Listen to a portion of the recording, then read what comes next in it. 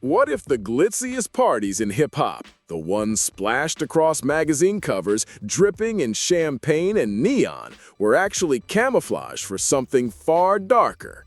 Imagine a maze of penthouse suites and backlit corridors where the price of entry isn't a ticket, but your silence. For years, the music world has whispered about the unspoken rules. Obey the power players, laugh at the jokes, and never, ever ask what happens behind the velvet curtain.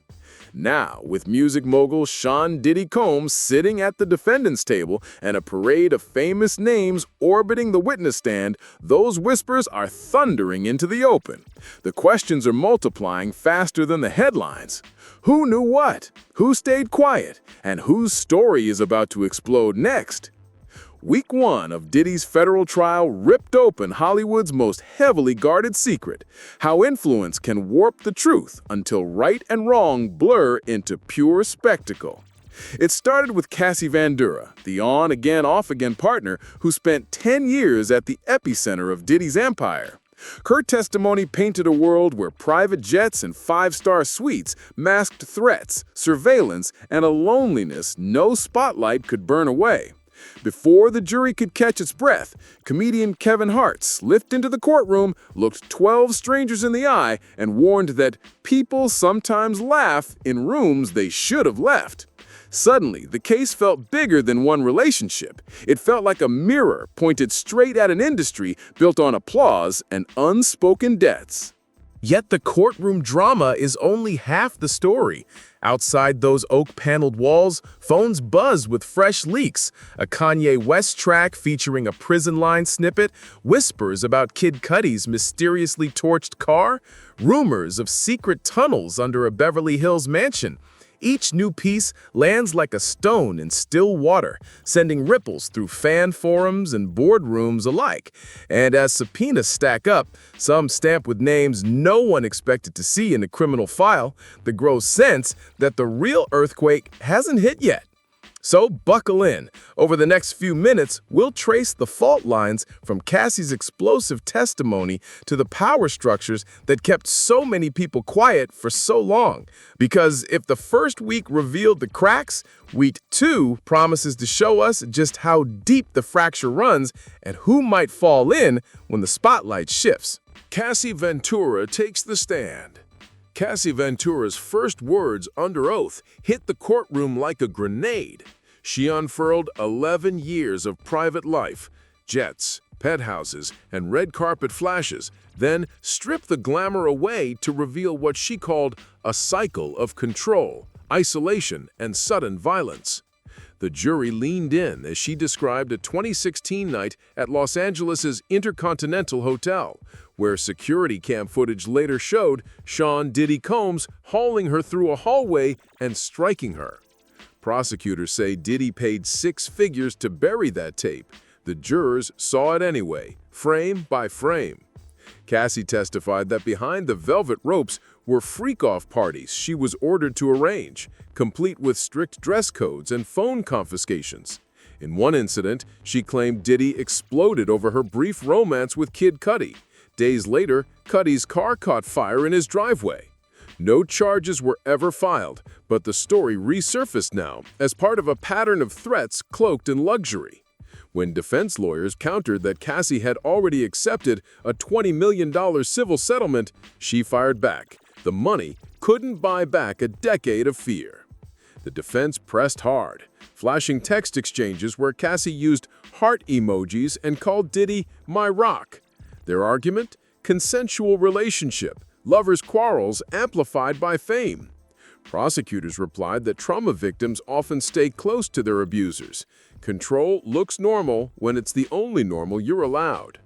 The room fell silent as the judge reminded jurors to weigh actions, not emojis. Cassie stepped down, but the echo of her testimony stayed in the air. Outside, reporters asked whether any superstar would dare to corroborate her story. Inside, the bailiff called the next surprise name, comedian Kevin Hart. Whatever doubts the defense had planted, the jury was about to hear a very different perspective on the price of silence. 2. Kevin Hart's courtroom curveball. The hush that followed Cassie's exit barely had time to settle before Kevin Hart slipped through the side door. No subpoena, no entourage, just the kind of presence that makes every head swivel. The comedian's usual grin was gone. In its place sat something closer to resolve. He raised his right hand, took the oath, and delivered a single, razor-sharp observation. People sometimes laugh in rooms they should have left. The gallery froze.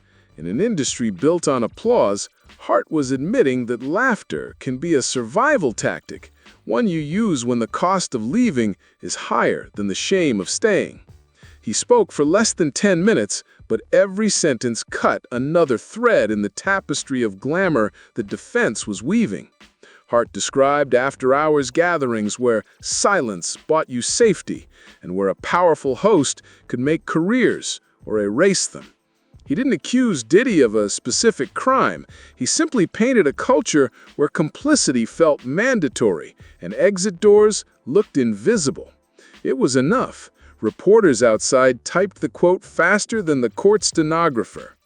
Defense counsel pounced, rolling out party footage and text chains that framed Hart as just another guest enjoying the spotlight. You were there, they pressed, and you never called the police. Hart's answer was quiet, but lethal. That's the point. In a single beat, he shifted blame from bystanders to the structure that keeps them mute. As he stepped down, jurors glanced at one another, maybe wondering how many times they'd stayed silent in rooms they should have left, and what that instinct might mean for the testimony still to come. The third, the celebrity web, Kanye, Kid Cudi, and more.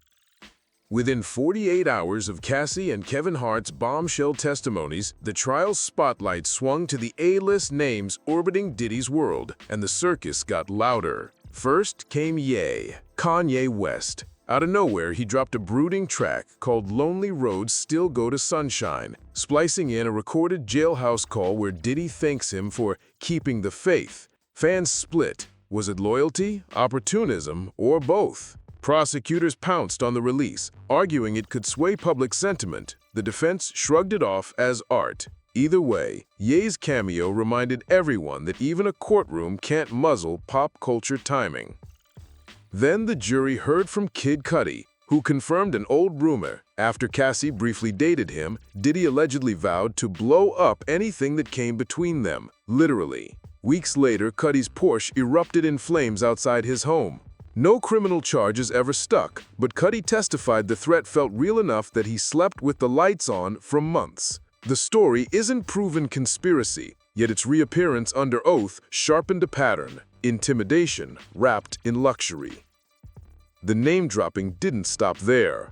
Court documents referenced Britney Spears, guest of honor at Cassie's 21st birthday in Las Vegas, and a surreal moment when Diddy allegedly barred Cassie from taking the stage at Prince's private jam session, turning a dream gig into what she called the scariest night of her career. Both anecdotes underscore the reach of a producer who could grant or yank access to musical royalty with a single word. Even fleeting romances came under the microscope. A stylist testified that Michael B. Jordan's short-lived fling with Cassie was spotted on surveillance before Cassie herself told friends. Proof, prosecutors say, that Diddy's watchful eye extended to anyone who entered her orbit. None of these celebrities face charges, and every explosive detail is still laced with rumors suggest and reports claim, but the cumulative effect is undeniable. The jury now sees a sprawling constellation of stars whose lives occasionally intersected a man on trial for wielding power like a weapon. And the bigger the constellation, the harder it becomes to see where personal responsibility ends and an industry-wide culture begins. Next up, a witness prosecutors call Jane, and her story could push the case from tawdry headlines into full-blown organized crime territory. 4. New witness Jane and the Rico angle. The hush that greeted the woman known only as Jane felt different, anticipatory, almost electric. Speaking behind a screen for privacy, she described the so-called hotel nights that prosecutors say lifted the case from sordid romance to full-blown racketeering. At first, Jane admitted the weekends of champagne and whispered promises felt consensual, but the rules kept tightening. Phones surrendered at the door, designer drugs portioned out like party favors, and a tacit threat that saying no meant banishment from Diddy's inner circle.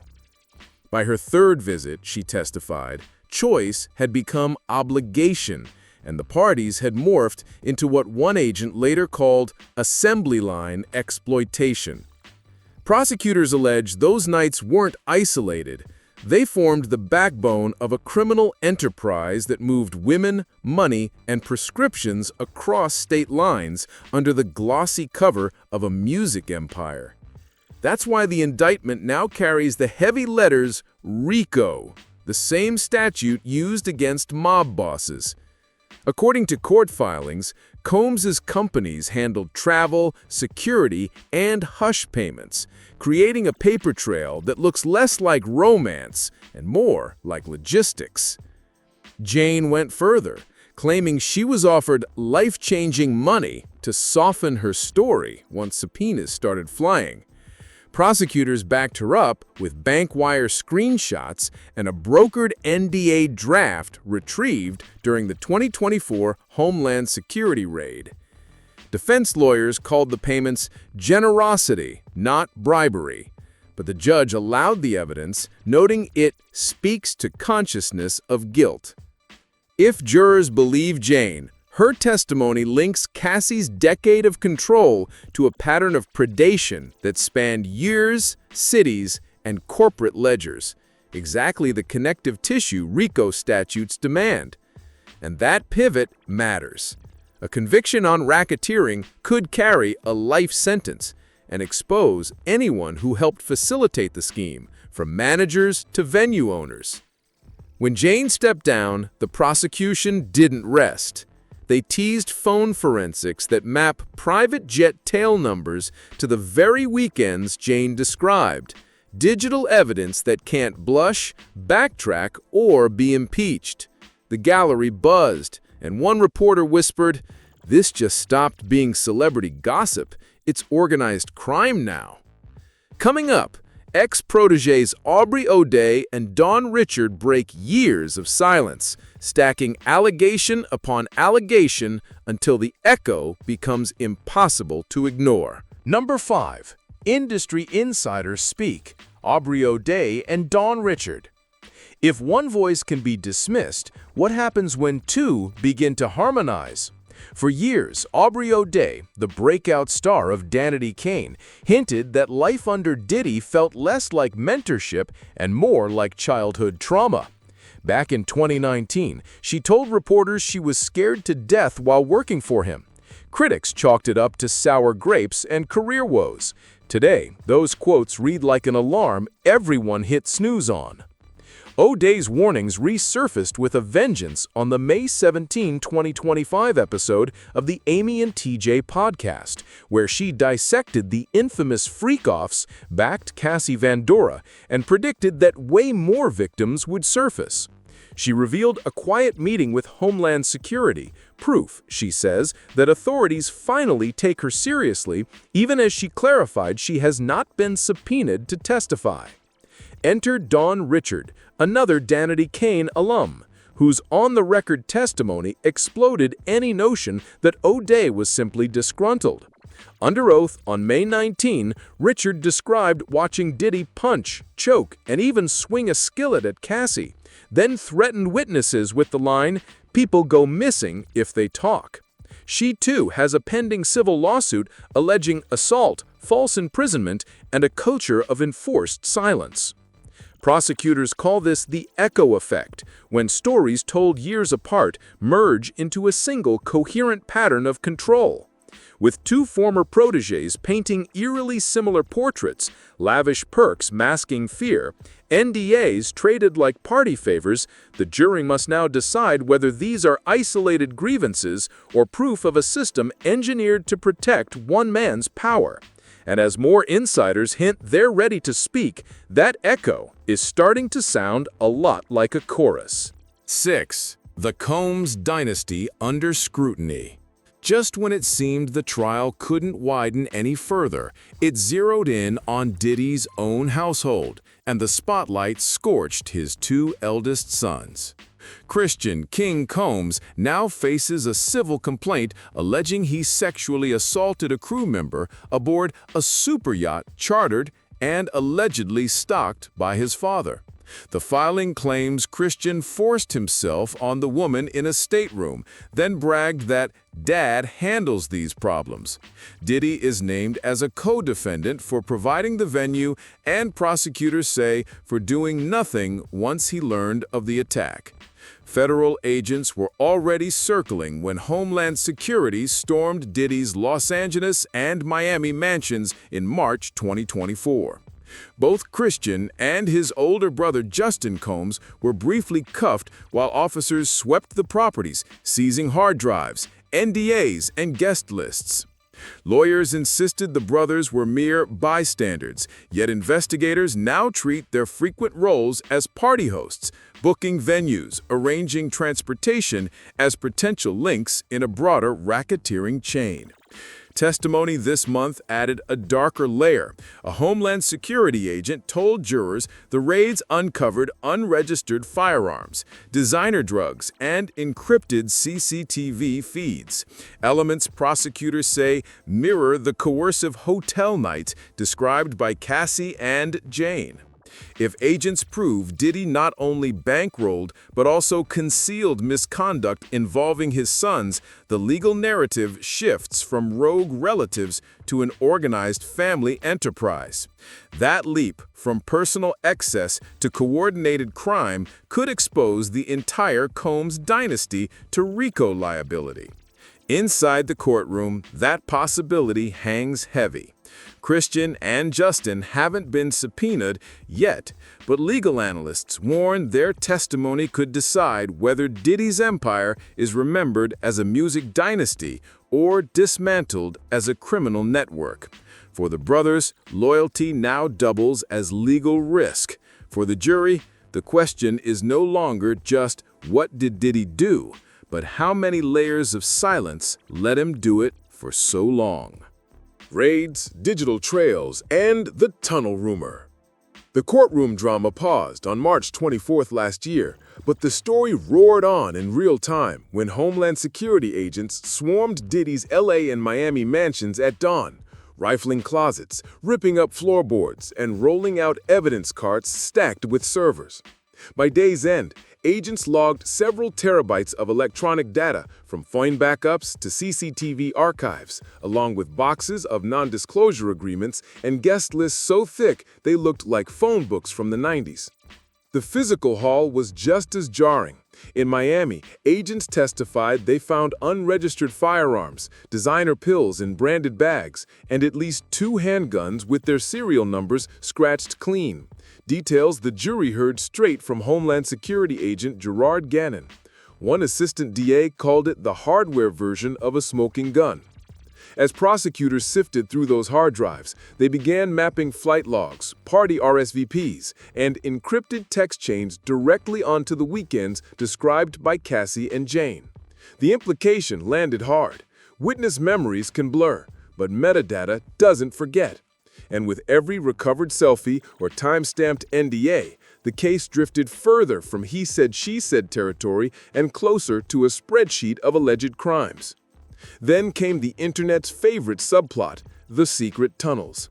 A doctored CNN screenshot went viral, claiming agents discovered passages beneath Diddy's LA estate that linked straight to the old Playboy mansion.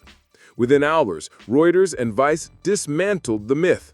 The only tunnel on the property is an underwater pool feature, long advertised in real estate listings. No escape hatch, no hidden burrow, just clickbait dressed as breaking news. For jurors, the lesson is clear. Don't trust every headline, but don't underestimate every hard drive either. With digital forensics now eclipsing celebrity testimony, the next phase of the trial may hinge less on who says what and more on what the code, texts, videos, and metadata says for itself. And in that cold, unblinking ledger of ones and zeros, fame has no defense.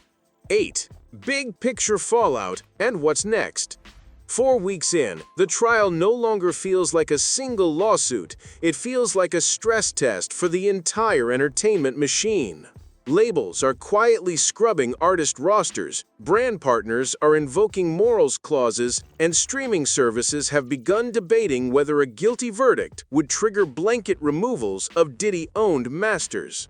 Even the courtroom itself has turned volatile. On June 5, Judge Arun Subramanian threatened to eject Combs after he tried charming jurors with nods and smiles, a reminder that celebrity charisma has no legal standing here.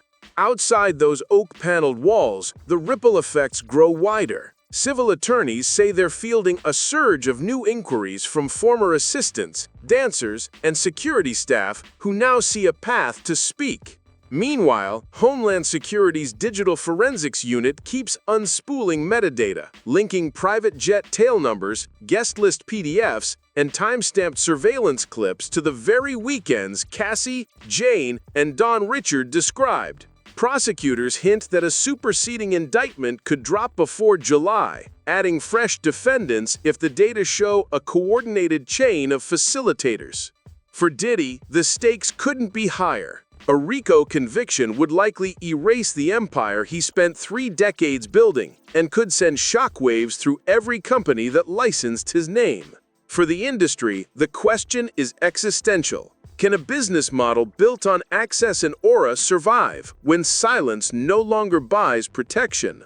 The jury will soon sift through terabytes of evidence that never walk, never forget, and never starstruck. But the verdict, whenever it comes, won't close the book. It will only decide who pays first. Because when music, money, and hush contracts collide, the real story isn't who's on trial today, it's how many stories were buried to keep the beat going. So, where do you think the next fault line lies? Drop your predictions below. And if you followed this saga from the start, stay tuned. The biggest names haven't all taken the stand yet, and the files still have plenty to say.